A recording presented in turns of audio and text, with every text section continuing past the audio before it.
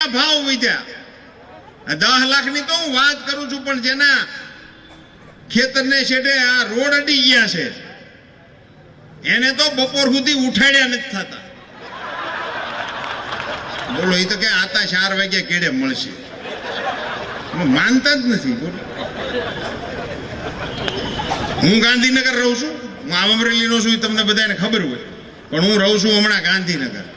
પરેશભાઈ, મારા ઘરની આજુબાજુથી 20 કિલોમીટરની રેન્જમાં મારું ઘર છે. Sector 3D, plot number 1188.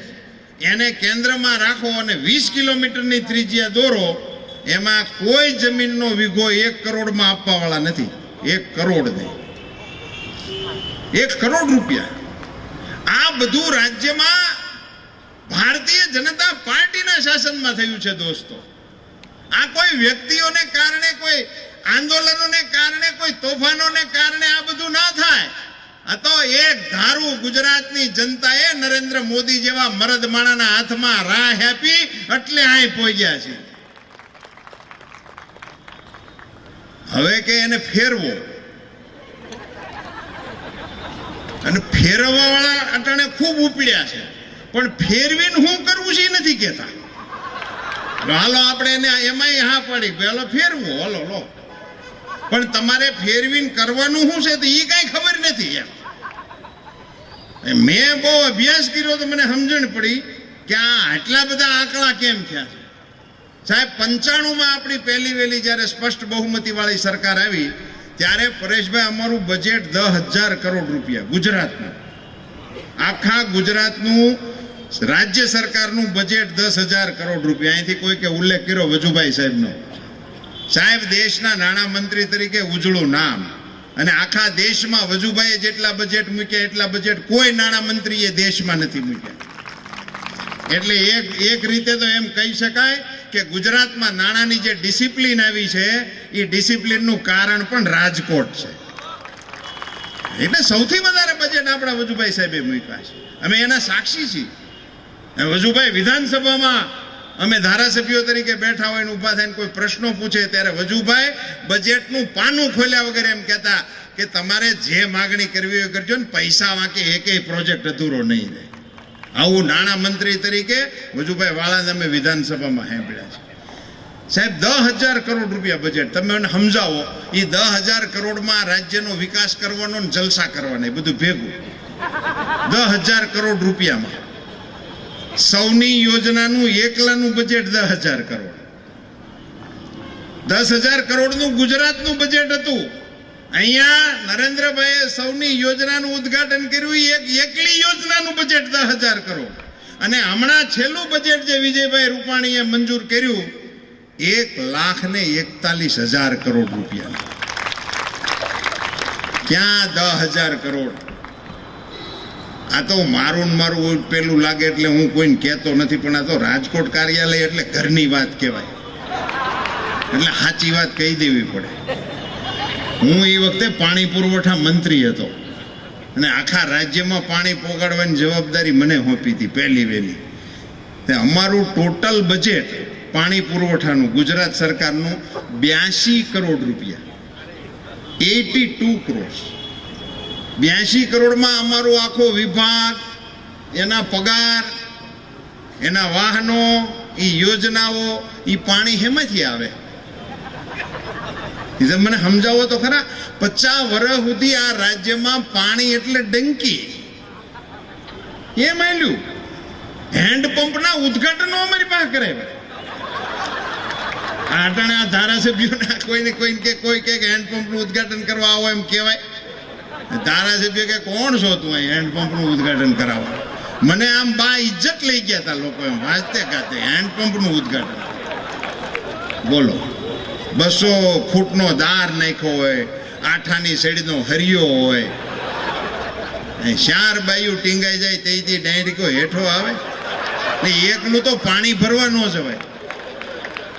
આ વ્યવસ્થા 50 વર્ષ હાલી. 50 વર્ષ વિધાનસભામાં કોંગ્રેસના પાણી પુરવઠાના મંત્રીઓને મેં સાંભળ્યા છે કે અમે આ વર્ષે 7,000 જેટલા હેન્ડપંપ હતા, એમાં જંગી વધારો કરીને આ વખતે 8,273 હેન્ડપંપ કરવાના છે. એ તમારી એ બધી વાતોમાં આપણે હવે પડવા જેવું છે નહીં, કારણ કે આપણે વિકાસની ના પાડે ને એને કેવું તું થાંભલે સડી જા, જો વિકાસ રહ્યો માર આટી એને, આટલું જ કહેવાનું. દિવાળીનો ફટાકડો ફૂટે એમ ન ફૂટે તો આપણે કેવું કે અમે નથી કર્યો વિકાસ. અમે કેવડાવવા લાગશું ભાઈ વિકાસમાં કાંઈક કાસું રહી ગયું છે.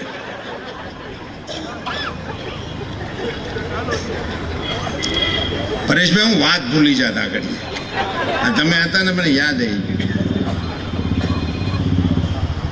મનમોહનસિંહજી આપણા માનની પૂર્વ વડાપ્રધાન એ અમદાવાદ આવ્યા હમણાં સભા કરવા માટે, ને અમદાવાદની સભામાં એ બોલ્યા કે આ નર્મદાના પ્રશ્ને નરેન્દ્રભાઈ મોદી મને મળ્યા નથી. આવું ગંભીર વિધાન વડાપ્રધાન જેવા માણસે કર્યું, અમદાવાદની સભામાં કર્યું. સાહેબ વડાપ્રધાન એટલે એની એક કક્ષા કહેવાય. એટલે હું તો આજે પણ વડાપ્રધાને નિવેદન કર્યું છે, મનમોહનસિંહજી નહીં પણ ભારતના એક વખતના વડાપ્રધાને નિવેદન કર્યું છે, એટલે હું એની ટીકા કરવાના મતનો નથી. હું એમ માનું છું કદાચ એ સાચા છે, ચાલો નહીં મળ્યા હોય મોદી સાહેબ, હાલો આપણે માની લઈએ. વડાપ્રધાન કહે છે માનવામાં હું વાંધો, એ એને સિદ્ધાંત તરીકે માનવામાં આપણને વાંધો નથી, કારણ કે અટાણે આપણા વડાપ્રધાન છે ત્યાંનું બધું માનવું પડે.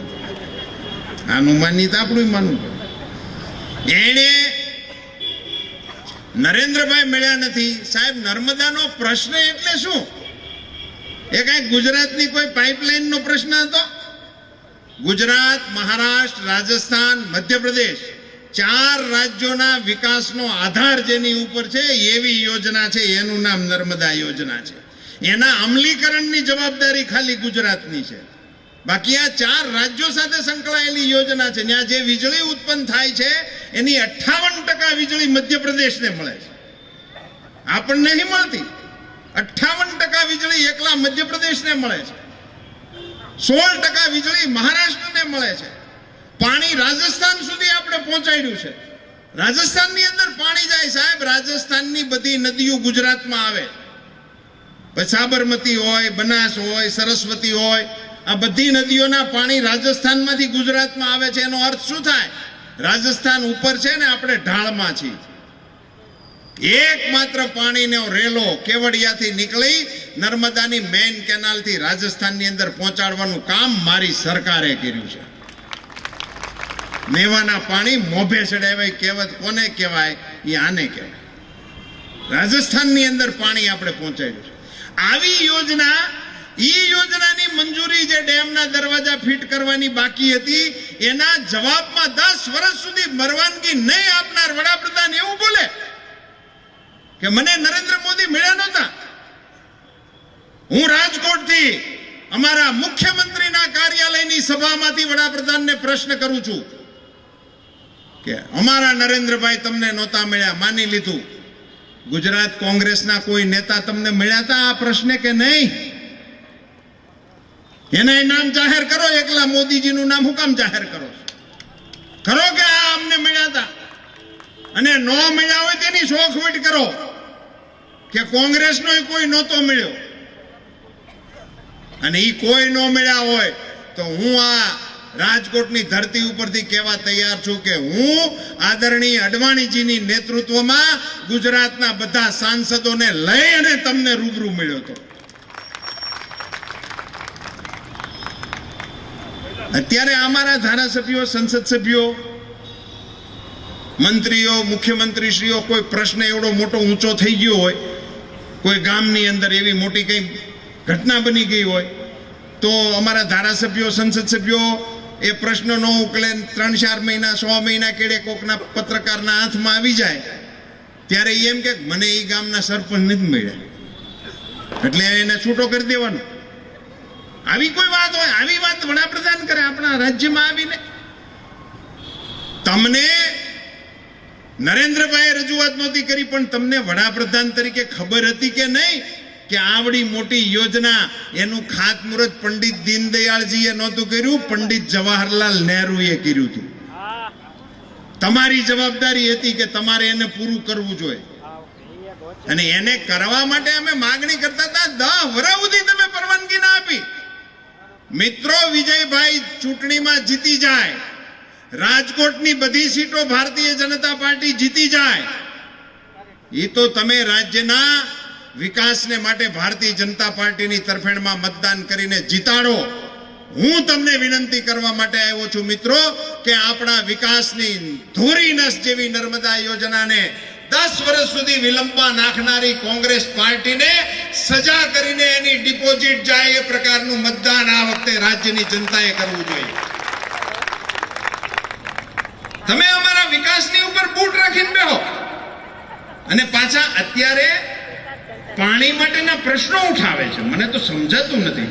તમે પાણીની યોજનાને પરવાનગી આપો નહીં અને અહીંયાથી પાણી માટેના પ્રશ્નો લઈને નીકળો. તમને પરવાનગી આપવામાં શું તકલીફ પડતી હતી? પરવાનગી આપીને અમારા જયમીનભાઈને મેં સાંભળતો હતો ટીવી ઉપર કે આટલી કલાક પાણી નથી આપતા, તેટલી કલાક પાણી નથી આપતા, વાત ખોટી હાલે છે. પણ તમારે ત્યાં ટ્રેનમાં પાણી આવતું હતું તમારા રાજમાં. હવે એ કેવી રીતે હાલતું છે મને તો સમજાતું નથી. એ ત્યાંથી ગાંધીનગરથી ટ્રેન ઉપડતી છે, એનું બધાય સ્ટેશનોનું લાઈન ક્લિયર થતી કેદી રાજકોટ પહોંચતી છે. એ રાજકોટમાંથી પછી એના ટેન્કરમાંથી આપણા હાદા ટેન્કરમાં કેમ ઢોળતા છે અને એ હાદા ટેન્કર શેરીએ કેમ સડતા છે અને એ હાદું ટેન્કર કોઈના નાકે જઈને ઊભું રહે, એમાં 2-3 નળ હોય અને હાથ પડે કે પાણીનું ટેન્કર આવ્યું છે અને બધી બેનું હાંડા લઈને ત્યાં પોગે અને પછી હું દિશા થાય. કોણિયું મારવાની પ્રેક્ટિસ હોય એ ભરીને વિયા જાય. બાકી બધા પાછા આવે થઈ રહ્યું. આ વ્યવસ્થા તમે આકારતા હતા અને તમે અત્યારે અમને ને અમારા મેયરને પ્રશ્નો કરો. સાહેબ આ મેયર ભાગ્યશાળી કહેવાય કે એમના કાર્યકાળ દરમિયાન માં નર્મદાના પાણીનો ફુવારો તમારા પાદરની અંદર ફોડવાનું સૌભાગ્ય મળ્યું આપણને. સાહેબ મારા ગામમાં પાણી નર્મદાનું આવ્યું, ઈશ્વરિયા ત્યાં સંપ છે, અમરેલી જિલ્લાનો ને જુનાગઢ વિભાગનો, મારી ડેલીની સામે છે. નરોત્તમભાઈ મંત્રી હતા અને એનું ઉદ્ઘાટન કરવા માટે આવ્યા. એના ટાઈમ ટેબલમાં કાંક 2-3 કલાકનું વહેલું મોડું થયું. પહેલી વખત જ હતું, ટ્રાયલ હાલતું હતું એટલે પાણી પહોંચવામાં. તે મારે ઘેરે અમે બધા બેઠા હતા અને ત્યાં